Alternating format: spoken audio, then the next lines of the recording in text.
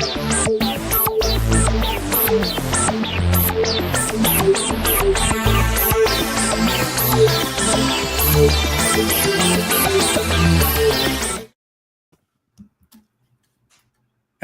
and welcome to the Hockey News Playoff Frenzy Live. I'm Stephen Kerr, joined by Michael Agello and Adam Kurzenblatt, and we are here to break down Game 3 of the Western Conference Finals between the Dallas Stars and the Edmonton Oilers. Certainly a number of breakdowns by the Stars, hence the 6-1 score, but we'll certainly get into all of that and to break down the game. And, of course, we want to hear from you. Those of you who are watching us live on any of the social media channels, get in the chat. We want to hear your opinion of the game. If you have a question or a comment, we will take those too here in the next 30 minutes or so. And the Hockey News Playoff Frenzy Live brought to you by Stix.com. All right, well, before we get to the actual game, one of the big storylines coming into the game, of course, was Roope Hintz. He, of course, went out in Game 2 after that slash. He came out in warm-ups before Game 3, then went back in the dressing room, was ruled out for the game. Obviously, the Stars needed him in there, but I'm just curious. Mike, I'll start with you. How much would the Stars have really missed Roope Hintz today after this game? Well, if Jake Ottinger hadn't been doing his best Hardy Astrom imitation, and he was not very good, I don't know if it would have made that much difference. But the fact that Roope Hintz is, primarily a two-way forward with a little bit of an offensive upside, and has been nominated for a Selke, or at least been in the mention for a Selke on numerous occasions. Up the middle, they need him to check Draisaitl or McDavid, and without him, we saw McDavid run rampant tonight with 2 goals. It was probably his best game of the postseason so far. It was a factor, and I said on the previous Playoff Frenzy Live when that right after that double-handed slash by Darnell Nurse, he should be suspended. And the fact that he wasn't suspended or not even fined is a statement on how bad the Department of Player Safety is under George Barros. Well, Mike, I know you very seldom have an opinion on the NHL officials. We're going to get to one here in a little bit, so be ready. But Adam, I mean, if you didn't watch the game and you looked at the score, it's 6-1. Oh my gosh, Edmonton just ran over Dallas like a bulldozer. I mean, if you watch the game, you know that it didn't, at least to me, it didn't seem like it was as lopsided as the score indicated. How did you feel about that?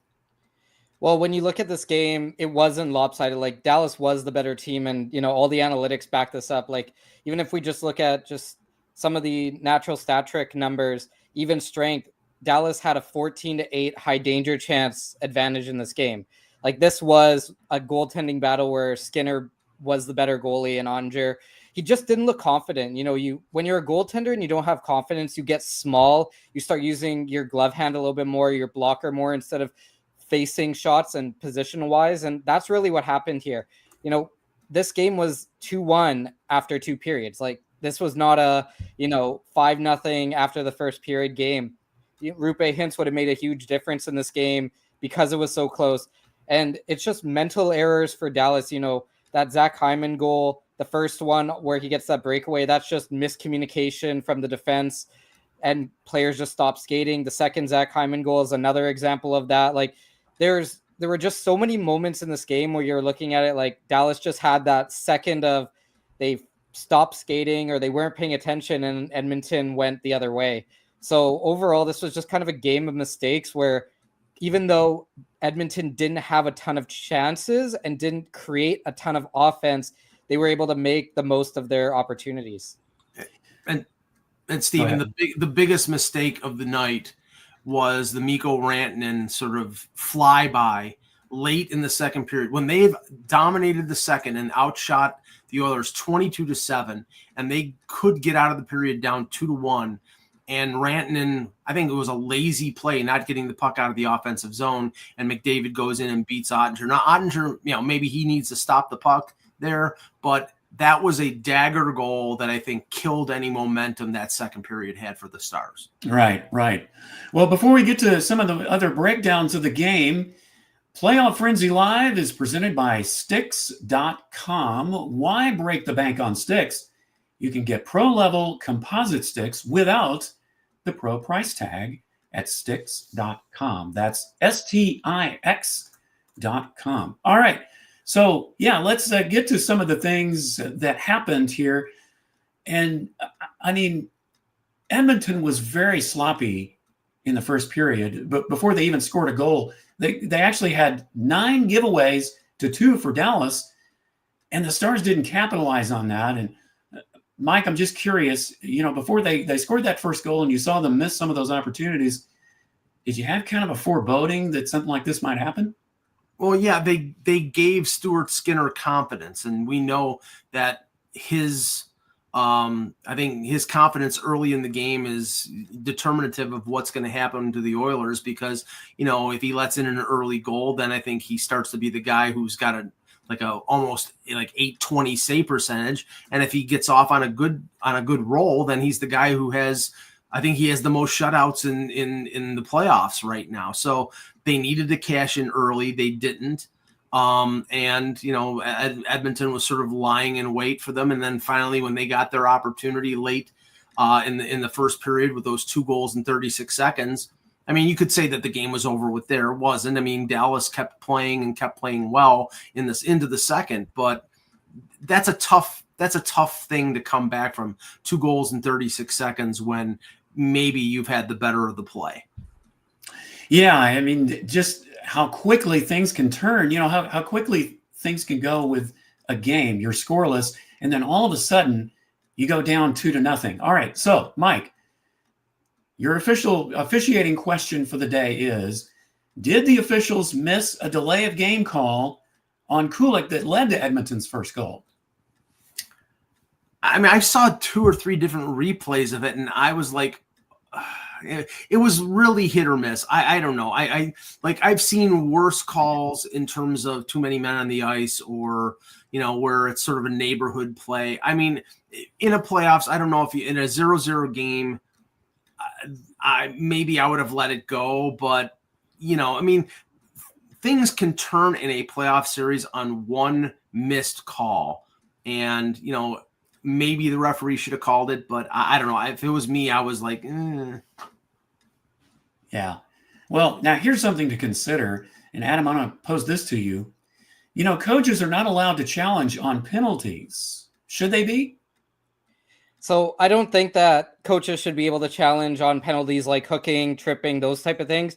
But when it's something that is clearly written and, like a delay of game, like it's written that if you shoot the puck out when you're in your own zone, straight out, it's a penalty. Like that's not an interpretation. So I think that in that case where it's very obvious when you look at the replay, it should be, I think that the NHL has they need to fix how they do their replays, because I hate the idea of, offside goals where it's like an eyelash is offside and that's why you get called.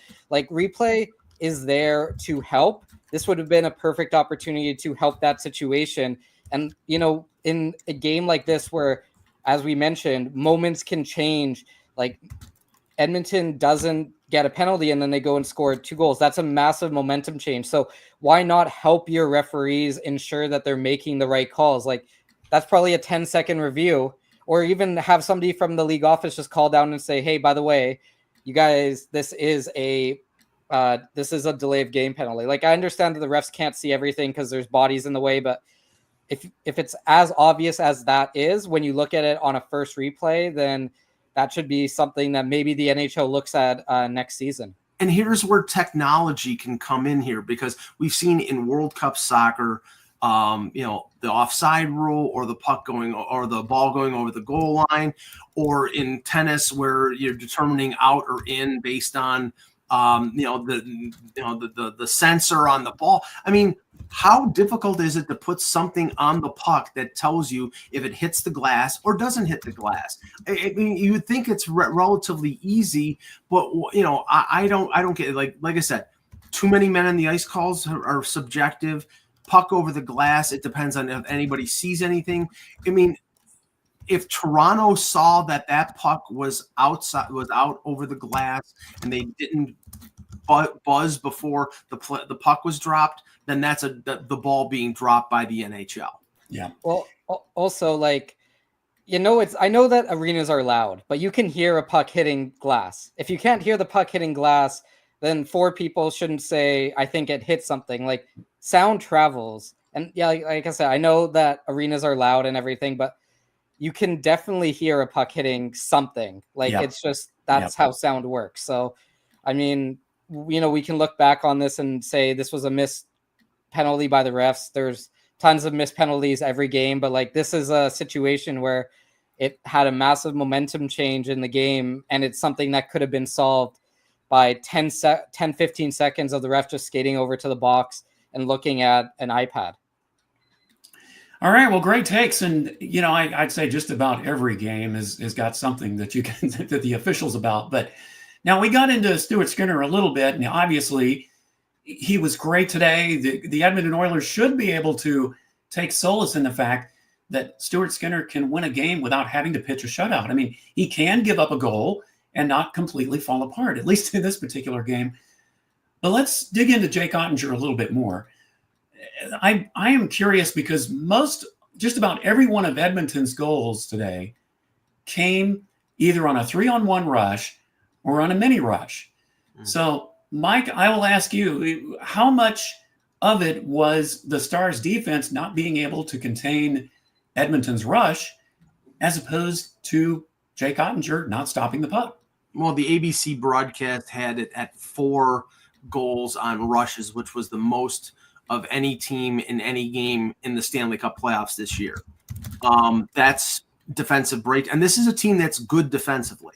Again, Hins is probably their best defensive center. So him not being in the lineup and potentially him being hobbled, even if he is in the lineup, is a big thing. So, yeah, I think that the Dallas forwards need to be playing better defensively. I think that they need to stand up more at the blue line. But, I mean, it's easy to say. It's easy for me to say when it's Connor McDavid and Leon Draisaitl coming down the ice. But they have to contend with it.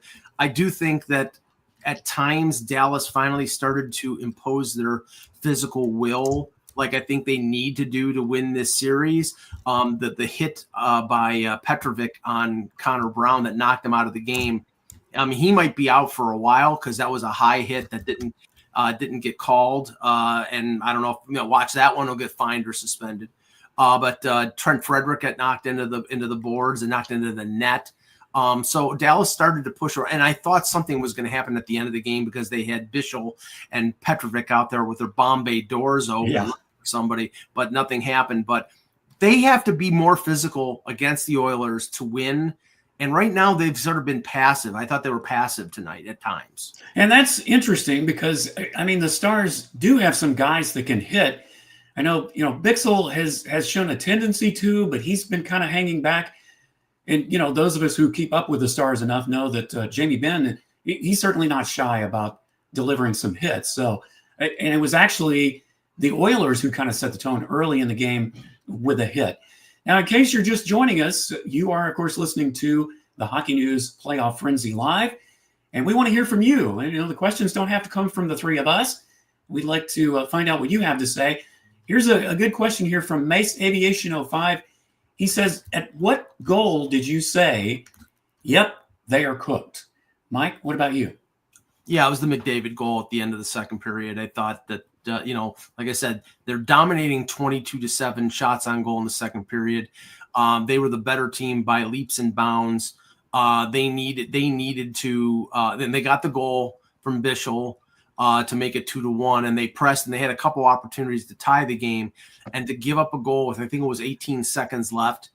I mean, any progress that you made over 20 minutes working hard was thrown out the window by that sort of Mikko Rantanen flyby. And, I mean, you always hope that you can get an early goal in the third period and bounce back. And this team has bounced back a number of times, but you can't keep doing that. You got to take a lead. You got to hold the lead. And Dallas throughout the playoffs, even that game 7 against Colorado, you can't go down 2-0 late in the third period, expect somebody to, score a hat trick to win the game. You need to get a lead and hold the lead. Adam, what about you? For me, it was the Zach Hyman breakaway, because you could just see, like, the Stars don't make these type of mistakes where it's like a lazy mistake. Players stop skating, they're not really paying attention, and you get a breakaway against. So when I saw that, and also just kind of the way that Andre played that breakaway, like, breakaways are difficult for goaltenders, but again, he makes himself kind of small. He's not getting far enough back. Like, he's not reading that breakaway. So as soon as Hyman scored that breakaway goal, it was like, okay, this is over. Because after that goal happened, like, it was almost like the life got sucked out of Dallas. And that's kind of when the Avalanche really started. Yeah, and, for me, I mean, talk about turning a game on its head too. When Stuart Skinner got Wyatt Johnston with that beautiful leg save to keep the Stars from tying the game, and then the glove save on Duchesne, and then the goal from McDavid coming back top blocker on Ottinger. I mean, that just, talk about taking the wind out of your sails. But honestly, to me, the whole game, the Stars just didn't look like they were deflated. They continued to play well. They just couldn't put the puck in the net. Guys, did y'all see it the same way? They're missing their opportunities, no doubt. But I almost get the feeling watching this series that, Peter DeBoer has told his team, not to take the bait when it comes to players like Evander Kane or Zach Hyman, because, they're really, irritating players to play against. Hyman's high energy, will hit anything that moves. I mean, the one game, I think he had like a dozen hits.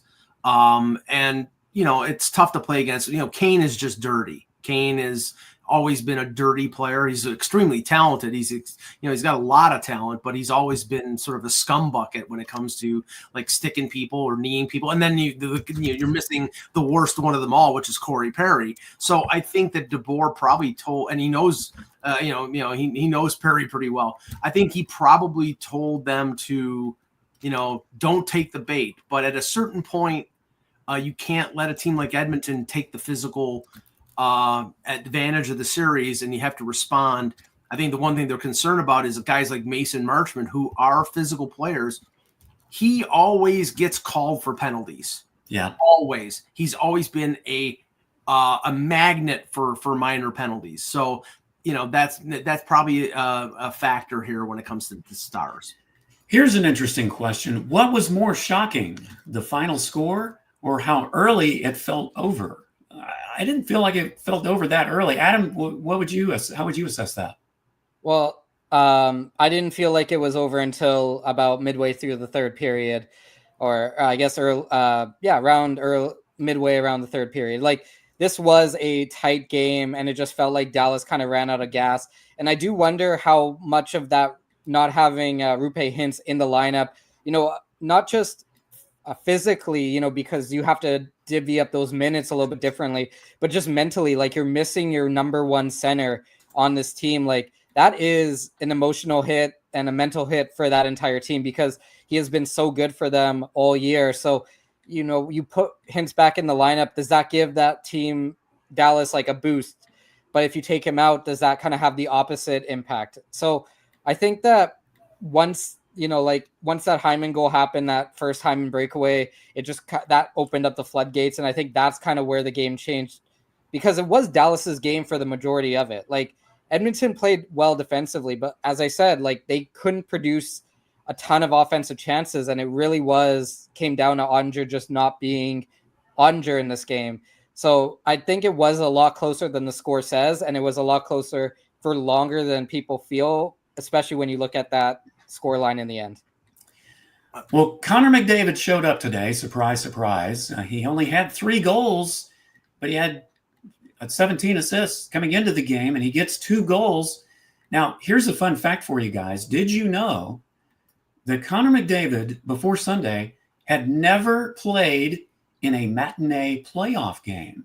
I bet after today he'll petition the NHL to give him as many as he can spare. Good luck with that 97. But honestly, though, Mike, do you think, as far as the Stars' defense, is there anything they could have done to stop McDavid that they didn't do? it's very tough to stop Connor McDavid. I mean, you've got a defense where Miro Heiskanen is probably playing at about 70%. He's willing himself through. I was a little surprised again, unless there's an injury that is not being talked about. They have taken out a veteran like Ilya Lyubushkin, who's a tough right shot defenseman who's mostly playing bottom pairing, but he can kill penalties and he's physical. They've taken him out in favor of Alex Petrovic, who is, spent most of the year in the minors. So it must be an injury that they're not saying, or I don't understand the move. Bischel is a young player. He's a big player. He's a physical player. And I think they want that and need that in the lineup. But yeah, I mean, tonight, Esa Lindell, who's one of their best defensive defensemen, he was -3. Heiskanen was -2. So their best players are not playing well, but in the end, the best defense is the goaltender.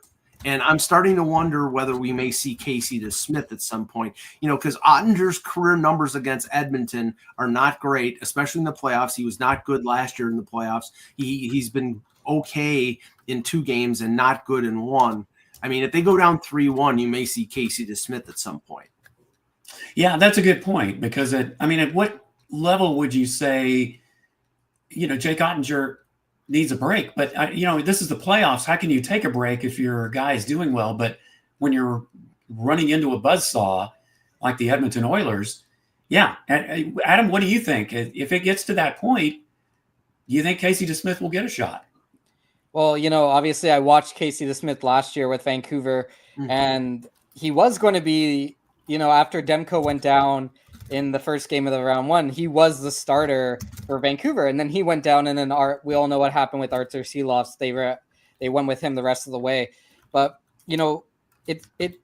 looking at Jake Ottinger, it is going to be very hard for Pete DeBoer and that entire staff to say, hey, listen, Casey DeSmith, we're going to put you in over Jake Ottinger. Like, Jake Ottinger is a Vezina caliber goaltender.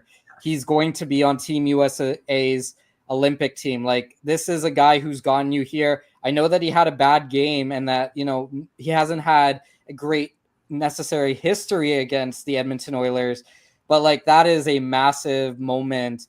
He would have to have another he'd have to have a game like tonight in game 4 for them to even consider that, because that's a game changer. Like, that's a top 10 goaltender in the NHL. Like, and this Edmonton team, like was mentioned earlier, he's facing a lot of rush chances. He's facing a lot of Connor McDavid and Leon Draisaitl. Like, these are 2 of the best players in the world. So I think that Ottinger, I think that this might be a little bit of a blip for Ottinger, just because of how good he has played, this year, and just his talent overall. So if they're going to Casey DeSmith in game 4, that's a massive statement that DeBoer is basically throwing everything he can.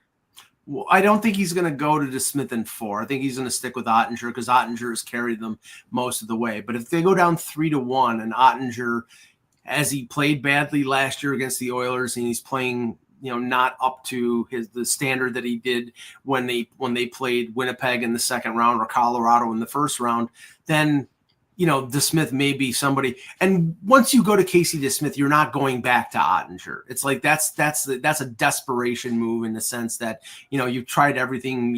Okay, let's go with this guy and hope we catch lightning in a bottle. I think that's what Brad Brindamore did yesterday in Game 3 by going to Kochetkov instead of Freddie Anderson. And Kochetkov played well for a time, but then Florida became Florida and ran away with it. Yeah.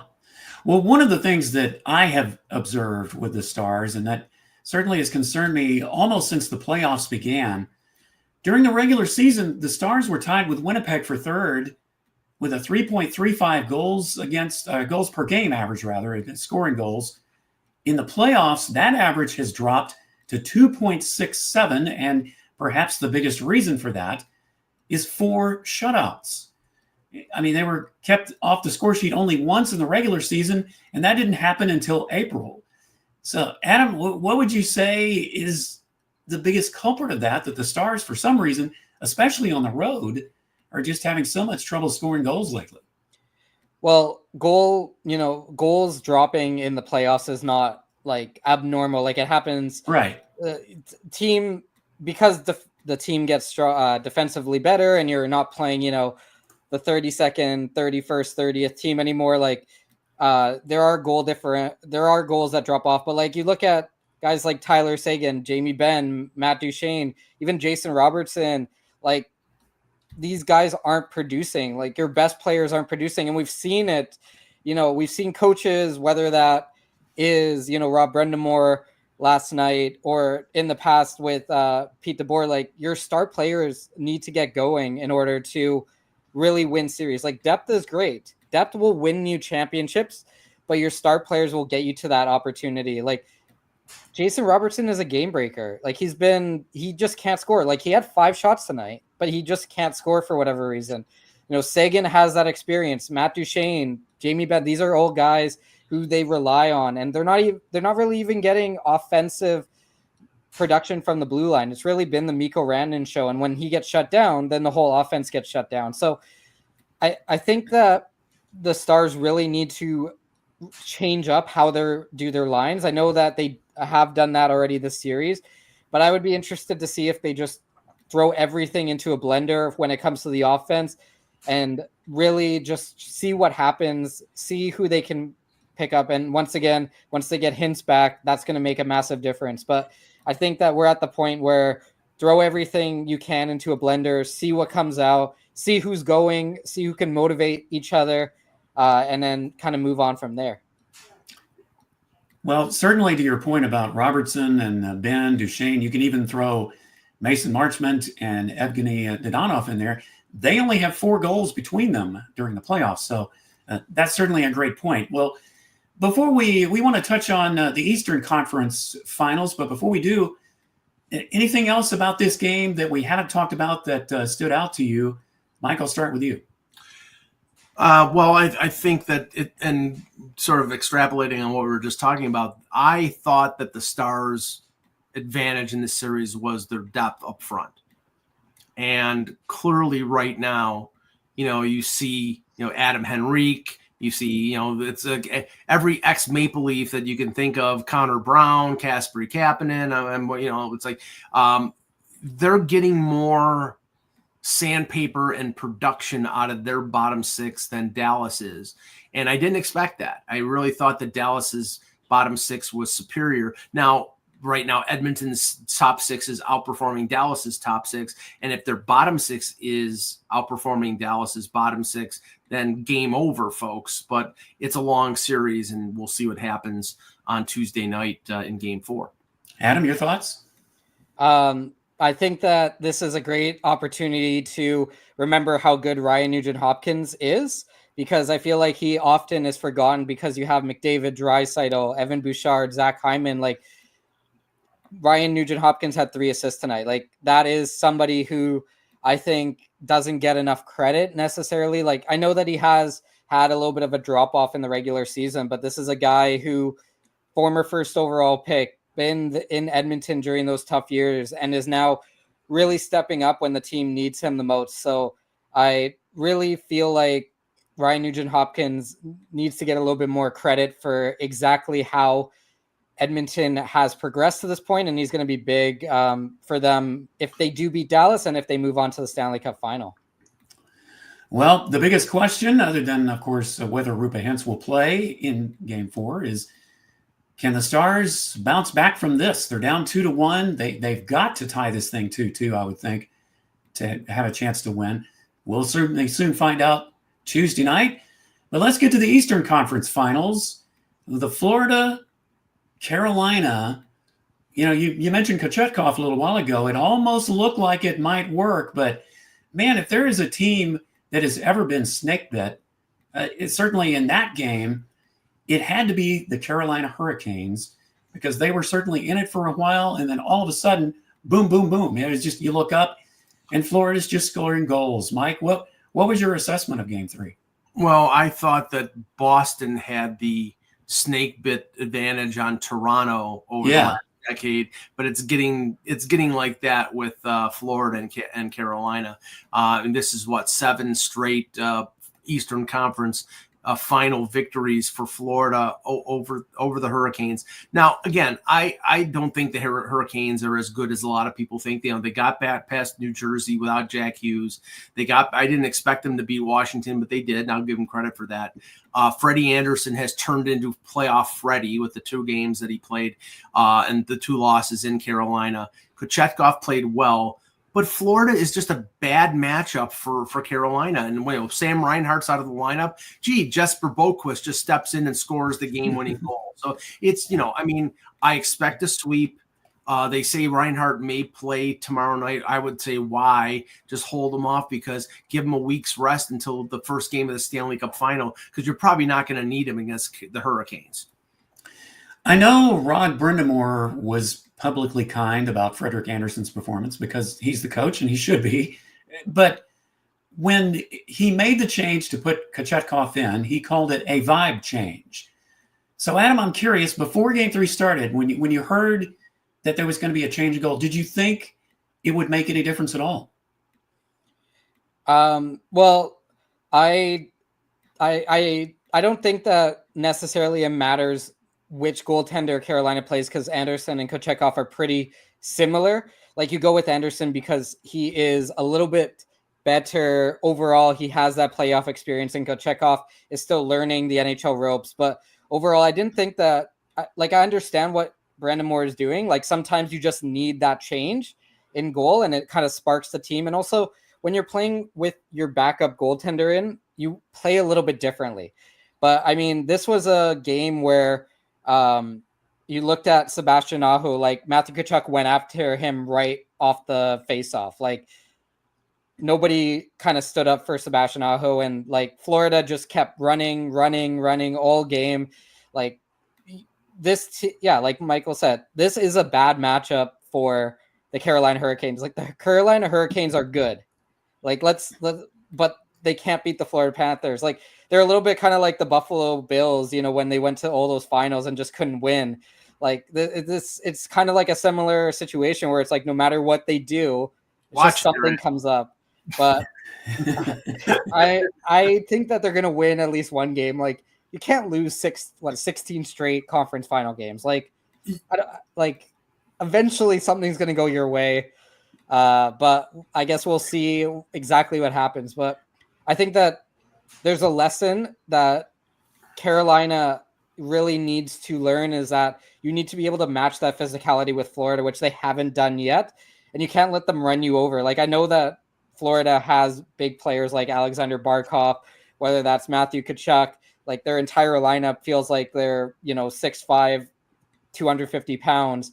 But like, you need to be able to just throw hits, be hard on the forecheck, not shy away from those hits, as well as, make sure that Florida's not getting into your mind psychologically. Like, let them take penalties, let them throw shots after the whistle. If Florida gets a penalty, that's great. You get a power play. So I'm interested to see kind of how Rob Brindamore speaks to his team, how he employs the team, and kind of what type of performance this Carolina Hurricanes team can put forward in Game 4. If the Bills can lose 4 Super Bowls, Carolina can lose 8 straight Eastern Conference Finals. Yeah, I was thinking something similar along those lines. All right, well, Mike, let me ask you one final question before we wrap things up.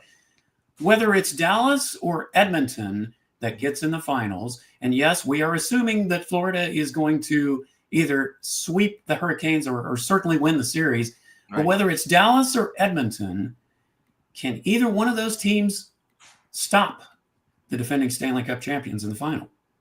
Yes, I think either one of them. There is a path for each of them to beat the Panthers. Obviously Reinhart is going to be hobbled the rest of the playoffs. We don't know. It was a knee-on-knee by Aho, and that's why Tkachuk went after him. I mean, I looked at Florida going into the Leaf series, and I thought that their defense was weak. And if you look, like all of a sudden Nico Mikkola has become Bobby Orr. He's like scoring goals on rushes and stuff. They're not a perfect team, but, they have a championship pedigree.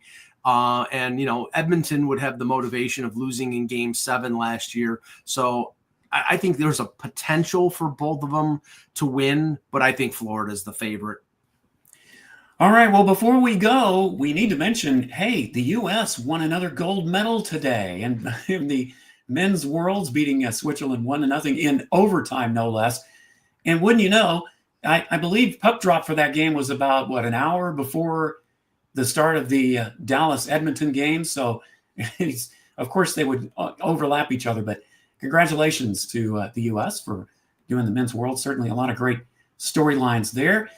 I want to thank Michael and Adam. Thank you guys for joining me. And certainly thanks to all of you for watching. I want to thank Sam, our producer at the controls, and for Danielle rocking it with the social media channels. And of course, the Frenzy, the Playoff Frenzy Live, presented by Sticks.com. And the Frenzy will be back on Monday night with Carolina and Florida after that game. They'll certainly talk about that. But thank you to everyone for joining us. I'm Stephen Kerr, and hope you have a great weekend.